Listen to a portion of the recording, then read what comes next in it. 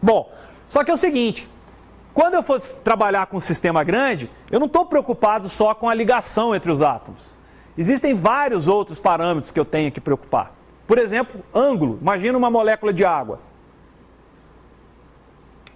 Uma molécula de água, se eu estivesse modelando a molécula de água ali, eu teria aqui, ó, molécula de água.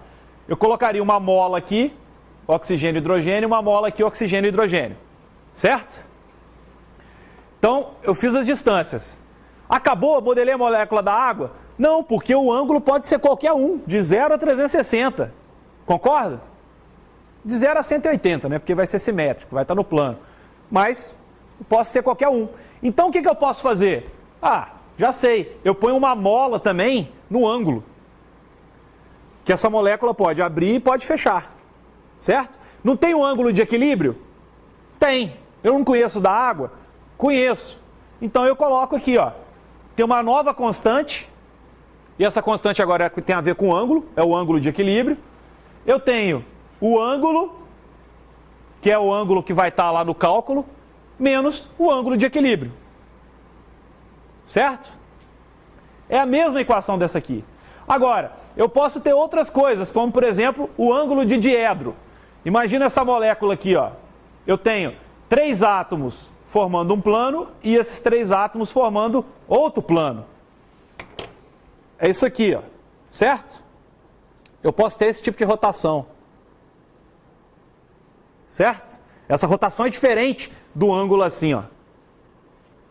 É completamente diferente. Então essa eu modelo de forma diferente. Aí já uso essa equação aqui para o ângulo de diedro. Ok? E aí vou modelando o meu sistema. Bom, então, no método de mecânica molecular, eu tenho o que nós chamamos de campo de força. Campo de força é o programinha que vocês desenvolvem, que vocês vão desenvolver depois desse curso. Alguns vão mandar para mim, olha, fiz aqui um programinha de água, não sei o que, tudo mais. É o programinha que vocês fazem, e esse programinha, o que ele tem? O que um campo de força tem? O campo de força tem um conjunto de equações, como esses aqui, certo? Mais um conjunto de parâmetros, que são os parâmetros que eu insiro nessa equação. Ok? Agora, pessoal, talvez vai ficar mais claro na cabeça de vocês. Lembra que no semi-empírico eu falei que aquele conjunto de parâmetros, aqueles 26 parâmetros, eu só poderia usar para aquele conjunto de moléculas, sistemas atômicos e moleculares que foram parametrizados para aquele sistema de semi-empírico? Imagina agora na mecânica molecular. É a mesma coisa.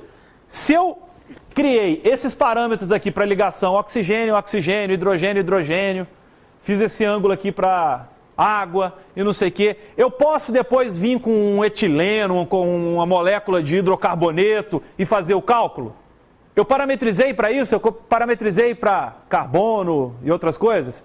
Não, se eu parametrizei ali para oxigênio ligado a hidrogênio, oxigênio ligado a oxigênio, hidrogênio ligado a hidrogênio, eu tenho que ficar nisso aí. Eu não posso fugir disso. Se eu fugir disso, a coisa complica, sai do meu controle, certo? Então eu sempre tenho que ter esse controle. Bom, então, juntando esse conjunto de equações mais esses parâmetros, então eu tenho o meu campo de força, ok?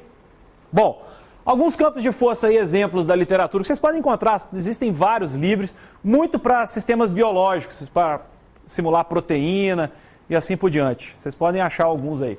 Aqui, o OPLS, ele trabalha aqui com a distância, ângulo, esse outro ângulo aqui, ó, 3 átomos formando um plano, ou 3 átomos formando um plano, outro plano, como se fosse uma fechadura, né? É esse caso aqui assim. O ângulo de diedro. Aqui ele está trabalhando com interações coulombianas, interações eletrostáticas. Tem átomos com carga mais positivas, átomos com carga mais negativa, e eles a longa distância, isso influencia. Então ele está colocando isso aqui. E ele está trabalhando com aquelas ligações a longa distância lá de Lennard-Jones, que a gente viu anteriormente. Certo? Sistemas de ligações de Van der Waals e coisas desse tipo. Você vê que está pontilhado aqui porque são para longas distâncias. Bom, então, como eu disse para vocês, eu posso criar um sistema desse de mecânica molecular, parametrizar, ajustar e depois trabalhar para encontrar a estrutura do sistema com o qual eu estou trabalhando, certo? eu vou ter vários parâmetros que eu posso mexer. Imagina que eu possa mexer só em 2 parâmetros, como por exemplo, vamos pensar aqui, a distância. Imagina que a gente tem uma molécula de água e a gente está preocupado com a distância do hidrogênio para o oxigênio e essa distância seja igual para os dois hidrogênios. Por exemplo, se um hidrogênio fica longe, o outro também fica longe. Se um fica perto, ele fica perto. Vamos considerar um parâmetro só, tá? E o ângulo. Mexendo na distância e no ângulo, como fica a energia do meu sistema? Aí nós temos o que nós chamamos aqui de curva de energia de potencial, superfície de energia de potencial, ok? Essa curva tem máximos, mínimos, subidas, descidas. Eu não consigo enxergar essa curva direito, principalmente quando eu tenho vários parâmetros mexendo. O negócio fica com muitas dimensões. Mas aqui, trabalhando com 2 parâmetros, ela fica tridimensional, eu consigo ver algumas coisas. Então, o que eu tenho? Eu tenho alguns mínimos, certo? Esses mínimos são locais, são geometrias aonde o sistema atômico e molecular é estável. Se eu deixar ele ali, ele não vai para nenhum outro lugar. Se eu não der energia para ele, deixar ele quietinho, ele vai ficar parado ali. Se eu colocar uma geometria qualquer, ele pode estar aqui em cima e se eu deixar ele relaxar, ele vai descer para o mínimo aqui embaixo. Ok? Esses mínimos, então, aqui são as moléculas, os sistemas que existem aí na natureza. Esses que estão na natureza geralmente estão no mínimo. Ok? A grande maioria. Bom, agora, eu posso passar de um mínimo para o outro. Vocês conseguem enxergar bem na curva que aqui tem um mínimo, mínimo A, e aqui tem um outro mínimo? Eu posso passar de um mínimo para o outro.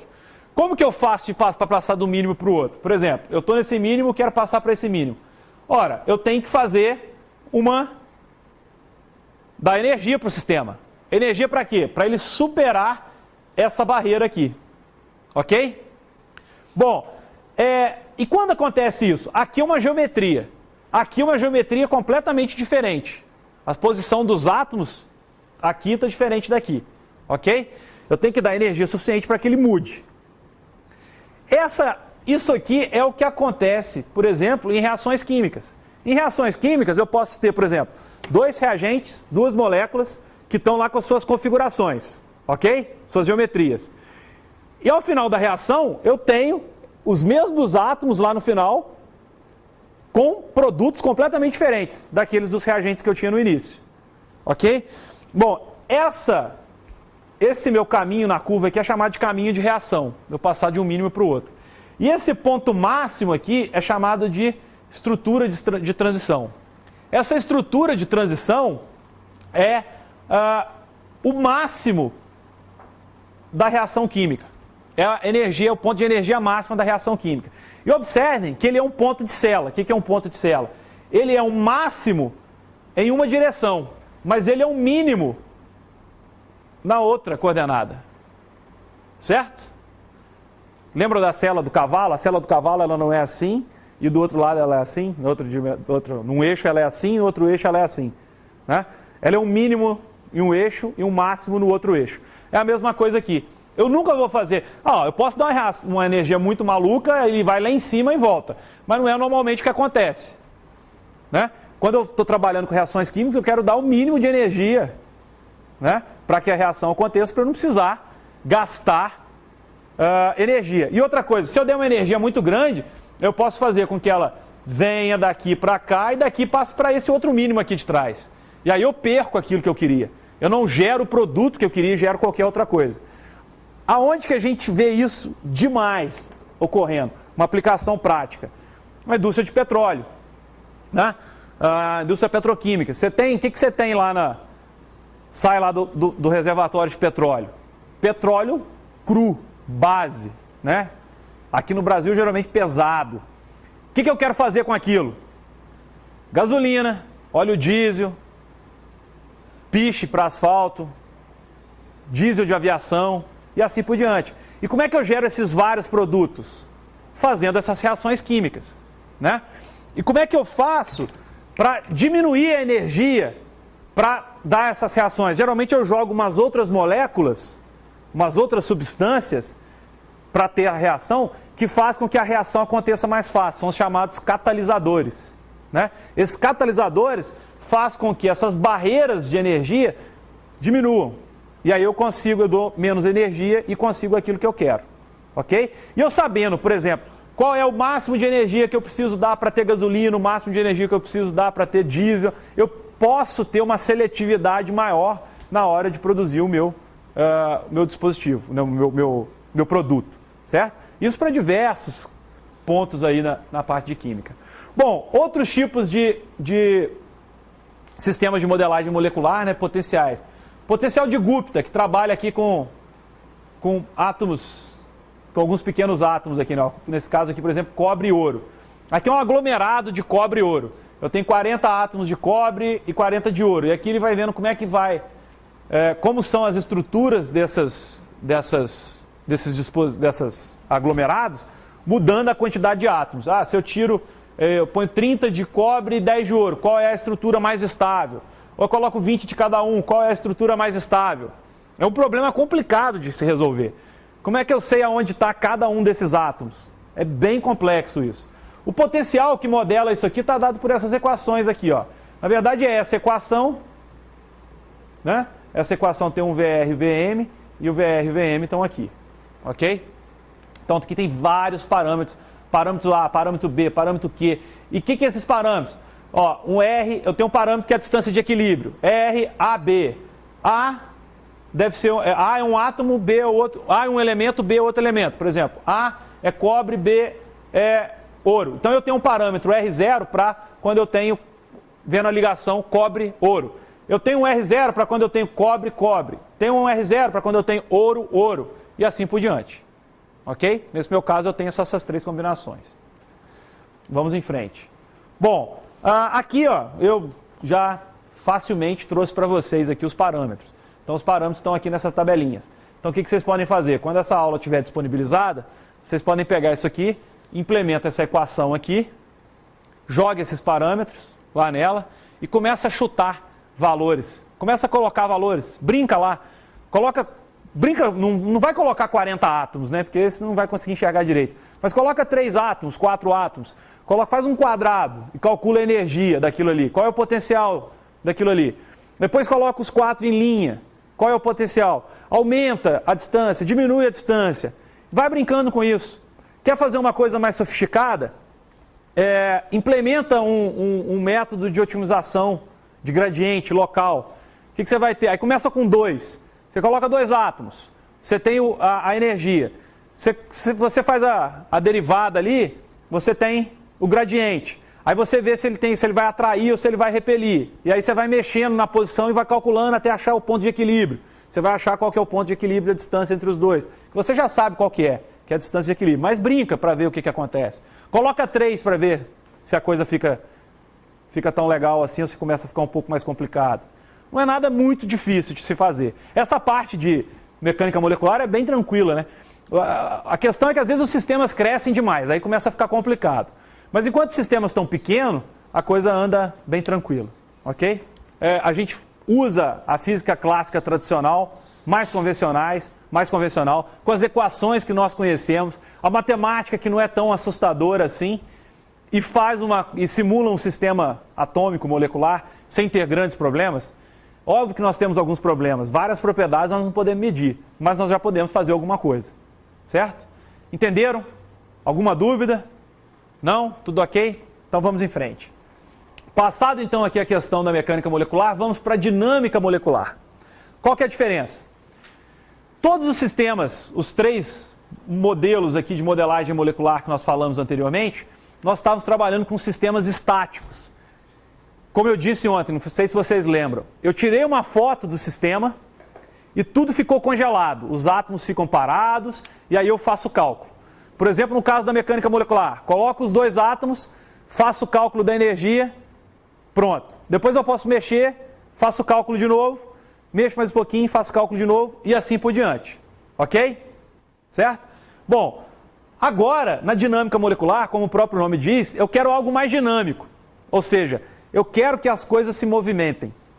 Eu quero simular sistemas atômicos e moleculares dependentes do tempo.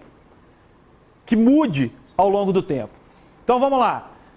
Aqui eu dependo do tempo e as condições são totalmente alteradas. tem um movimento. E que condições alteradas são essas? Os átomos se movem, ok? Os átomos vão para lá e vão para cá. Bom, ele também é computacionalmente intenso, porque a gente tem que ter várias interações, vários cálculos que têm que ser feitos. Normalmente, ele é feito em sistemas clássicos. O que eu quero dizer com sistemas clássicos? Eu utilizo a modelagem da mecânica molecular para fazer a dinâmica molecular. Por quê? Quem que vai fazer o cálculo da energia a cada passo e tudo mais? É o campo de força que eu implementei anteriormente. Certo? Alguém precisa calcular qual a energia num determinado ponto, a energia no outro ponto e assim por diante. Quem está fazendo isso? O meu campo de força, clássico. Eu posso usar um sistema... Por que em vez de usar o clássico eu não uso o quântico? Posso usar? Posso. Por que eu não uso? Ou porque eu uso pouco? Alguém tem uma ideia? Fala mais alto, porque aqui é difícil escutar. Pode falar que eu acho que estava certo. Quem falou? Grande esforço computacional. Se o outro já é demorado e esse também é demorado, demorado com demorado não vai dar coisa boa, né? Então vamos fazer com aquilo, o demorado com o não demorado, ok? E aí as coisas melhoram. Bom, mas tem gente que faz com quântico. É óbvio que você precisa ter supercomputadores disponíveis. E você não vai fazer com coisas grandes, você vai trabalhar com coisas muito pequenas e num espaço de tempo muito pequenininho, certo? Você não vai poder se prender, eu vou simular por um dia o sistema atômico. Aqui você vai simular por alguns nanosegundos. E olhe lá, o que aconteceria em alguns nanosegundos com esses átomos? E olhe lá, né? Femtosegundos, acho que nanosegundos é muito, é femtosegundos, né? 10 a menos 12 do segundo. Bom, alguns caras espertos fazem os sistemas meio híbrido. O que ele faz? Imagina que você tem um sistema muito grande que você tem que calcular. Mas você tem uma molécula muito importante que é pequena, que está ali no meio do sistema quântico, nesse sistema grande. O que você faz? Essa parte pequena, você faz o cálculo com a parte quântica. E a parte grande, você faz com a parte clássica. Por exemplo, você quer simular uma molécula dentro de um espaço cheio de água. Então você faz ali um cubo de água, né, com várias moléculas de água, e você põe a molécula lá no meio. A molécula você faz os cálculos quânticos e as moléculas de água você usa algum potencial, algum campo de força clássico. Ok? Fica mais trivial. Bom, então aqui tem um exemplo de um trabalho, formação de fios extremamente estáveis e extremamente finos de cobre. Nanofios de cobre, através de alta pressão. Então o que o cara faz? O cara faz pressão, esticando o fio de cobre, e ele quer criar fios de cobre super finos. Aí ele vai fazendo a simulação. O que são essas várias bolinhas aqui? São os átomos de cobre, certo? Que ele está modelando com algum sistema daquele de mecânica molecular. O que ele quer fazer? Ele vai simular como se ele tivesse, como se isso aqui fosse o átomo de cobre, o fio de cobre, e aí ele vai fazer ele vai puxar como se tivesse alguma coisa puxando para cá e uma coisa puxando para cá, certo? Ele vai fazer essa simulação de dinâmica molecular. Como é que eu imagino na dinâmica molecular pensando em fazer pressão para cá e pressão para cá? Está dando velocidade para os átomos para cá e velocidade para os átomos para cá, certo? Se eu puxo alguma coisa, eu estou dando velocidade para ela, certo? Trazendo ela para cá. Então eu começo falando, olha, esse átomo está indo para lá com a velocidade tal, esse aqui está indo para lá com a velocidade tal, e vou fazendo isso ao longo do meu sistema, ok? E aí ele fez o cálculo, só que é simples assim, é só puxar o átomo da velocidade para cá? Não, porque ao mesmo tempo que eu estou dando velocidade para ele para cá, os átomos que estão, imagina que eu faço parte do fio, imagina, agora vocês vão ter que imaginar bastante aí, ó. Imagina que esse aqui é o fio e eu aqui faço parte do fio, são alguns átomos do fio aqui. Aí alguém está puxando os átomos do fio para lá, a velocidade está indo para lá. Os meus átomos aqui estão atraindo ele para cá, certo? Então ele não simplesmente vai, tem alguém atraindo, certo?